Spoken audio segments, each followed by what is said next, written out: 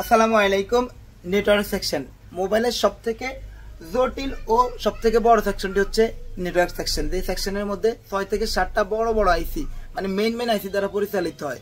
শুধুমাত্র 6 থেকে 7টা বড় বড় আইসি তা না, সবথেকে বেশি কম্পোনেন্ট কিন্তু এই সেকশনে রয়েছে, যার একটিও মিসিং থাকলে এই সেকশন পুরোপুরি অফ থাকে। তো আপনি 2 বছর 3 বছর 5 বছরও এই সেকশন সম্পর্কে আপনি ধারণা পাবেন না যদি আপনি নিয়ম মোতাবেক এই সেকশন সম্পর্কে না জানেন। এই সেকশন শিখতে হলে আপনাকে একেবারে বেসিক শিখতে হবে, মানে জিরো থেকে শিখতে হবে। জিরো হচ্ছে স্বরবর্ণ ব্যঞ্জন বর্ণ। এই সেকশনের স্বরবর্ণ ব্যঞ্জন বর্ণ হচ্ছে এই সেকশনের স্কিমেটিক কোডিং।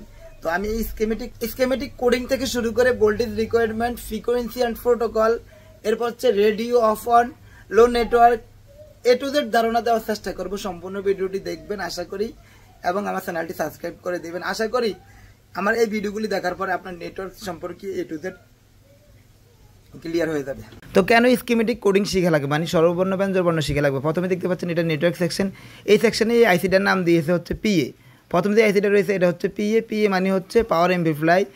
এটা 2GPA এন্টিনারের সবার প্রথম যে লাইনটি যে আইসিতে যায় এটাই হচ্ছে 2GPA আইসি। তো দ্বিতীয়ত যে আইসিটা দেখতে পাচ্ছেন এটা হচ্ছে RFIC মানে নেটওয়ার্কের মেইন আইসি, এটাকে WTR আইসি বলে। মূলত আমি আজকে WTR বেসিস আইসি নিয়ে আলোচনা করব।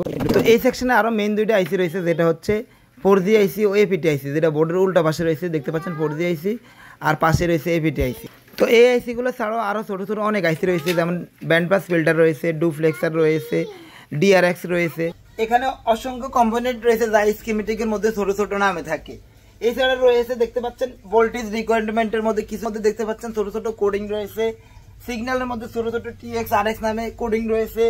এরপর হচ্ছে ব্যান্ডের মধ্যে LB NB SB এর মধ্যে রয়েছে। তো এই কারণে আপনি স্কিমেটিক কোডিং গুলা শিখবেন। তো আসুন দেখা যাক স্কিমেটিক কোডিং গুলা কি নেটওয়ার্ক সেকশনের। তো ভিডিওটি অনেক লম্বা সময় নিয়ে অনেক কষ্ট করে করা, যদি ভালো লাগে আমার চ্যানেলটি সাবস্ক্রাইব করে দিবেন, আমার পেজটি ফলো করে দিবেন। WTR বেসিসে নেটওয়ার্ক সেকশনের কোডিংগুলা। WTR হচ্ছে ওয়্যারলেস ট্রান্স রিসিভার, RF মানে হচ্ছে রেডিও ফ্রিকোয়েন্সি, PA মানে পাওয়ার এমপ্লিফায়ার, BEB মানে বেসব্যান্ড, APT মানে এভারেজ পাওয়ার ট্র্যাকিং, অক্সো মানে ক্রিস্টাল, ANT মানে হচ্ছে এন্টিনা, TX মানে হচ্ছে ট্রান্সমিটিং প্যাথ, RX মানে হচ্ছে রিসিভিং প্যাথ, আর LB মানে হচ্ছে লো ব্যান্ড হচ্ছে 700-800 মেগাহার্টজ।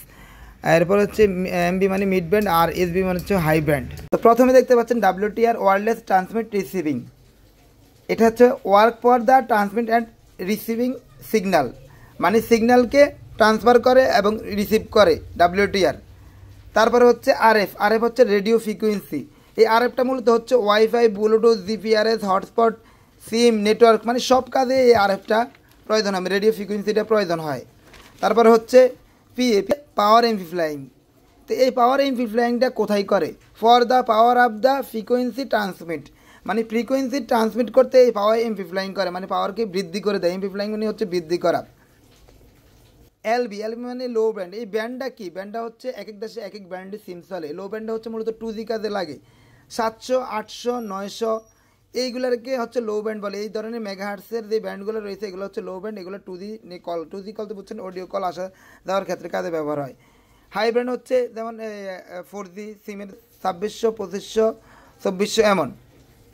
আর MB হচ্ছে মিড ব্যান্ড হচ্ছে 1800, 2100 এগুলোকে মিড ব্যান্ড, 1900, 2100 এগুলোকে মিড ব্যান্ড বলে। তো TX মানে হচ্ছে ট্রান্সমিটিং প্যাথ। এই TXটা হচ্ছে মূলত এই WTR থেকে PIC-তে যে ট্রান্সফার করে।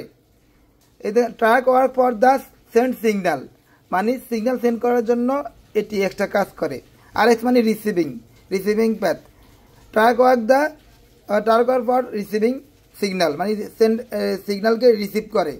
এই তো গেল মাত্র আদর্শ লিপির পড়া। পরবর্তী ভিডিওতে থাকবে ইনশাল্লাহ ভোল্টেজ রিকোয়ারমেন্ট নিয়ে। কখন কোথায় নেটওয়ার্ক সেকশনের ভোল্টেজ থাকবে, অফ অবস্থায় কোথায় ভোল্টেজ থাকবে, অন অবস্থায় মানে ডিফল্ট অন কি থাকবে, ডিফল্ট অফ কি থাকবে, সিম লাগালে কোন ভোল্টেজ থাকবে, কোন ভোল্টেজ মিসিং থাকলে কোন সমস্যা আসতে পারে।